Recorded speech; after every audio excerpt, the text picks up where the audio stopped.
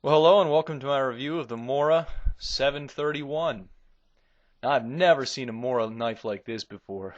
With the comfortable 700 series handle and a blade that looks like the guy popping the blanks got distracted and left the elongating machine running.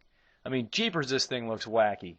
My idea was to get this blade and play it against the more expensive bushcraft blades, seeing as how this guy comes in around 15 or 16 bucks. But I don't know. It sure looks funny.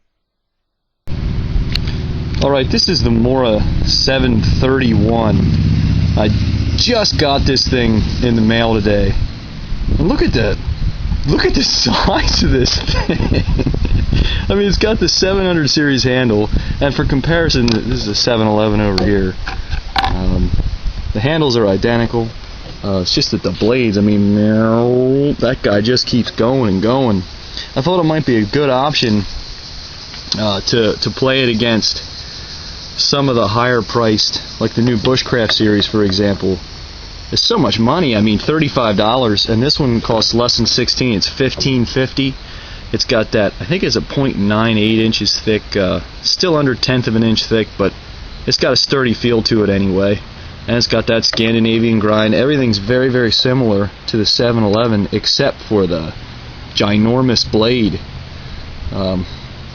I don't know. I think the new Bushcraft series blades are around 4.5 inches, maybe closer to 5. But I'll roll in the actual dimensions in the slideshow. But this is significantly longer than that.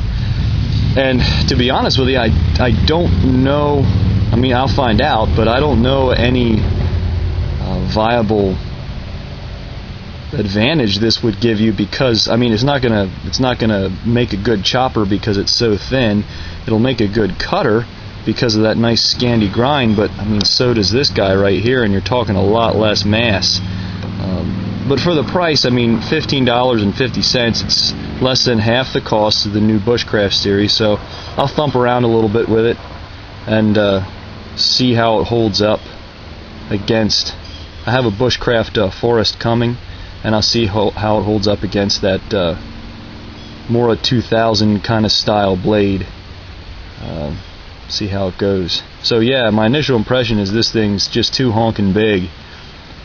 If it had like 1/4 inch or even 1/2 inch blade stock, you know, some monstery thick blade stock, then you could actually chop with it or make a good Force and Fires knife. But because there's a lot of, it's large, but there isn't a lot of weight to it. Not quite sure exactly what that super long blade is gonna, I mean, what advantage that's gonna offer over, say, a 711 that's easier to carry around. The sheath though is better. It's got this ain't even leather. It's just some sort of, I don't know what that is. Plastic. It seems sturdy enough though. I guess we'll find out. But yeah, the thing just keeps on going. To be honest, I never saw any reviews on YouTube yet of this character right here. I don't know how popular it is, but I'll see what it can do. Alright, well, anyone who's ever watched my other videos knows that I like the 700 handle, so that part's a hit. The 5 3/4 inch long carbon steel blade looks a bit out of place because it just keeps going out the front without having any added width. This, combined with a 1/10 inch thick blade, may gimp performance in my intended role as an outdoor knife, but I guess we'll see. Well, the fit and finish is right there with all the other plastic handled Moras. The handle transitions cleanly to the blade, and the factory stamp looks good. The edge was clean from factory, and it cut paper smooth with no grabbers, so I didn't have any problems there. The stippled handle is the normal 700 series handle. It fits right in the hand, it's right sized, and it makes for a good purchase as well. The 900 series also has a grippy surface, but this has that leatherette kind of look to it. You can see it there, almost like it's crackled. Now the sheath is a plastic with a normal drain hole and a synthetic leather loop instead of that stupid plastic apparatus found on the 711. It's friction, and it holds the knife in by friction, and it works, so it's all good. And you can see the loop there. And here it is coming up compared to the 711. The longer one's on the top and the 711 is on the bottom. Now I intended this thing for an outdoor knife.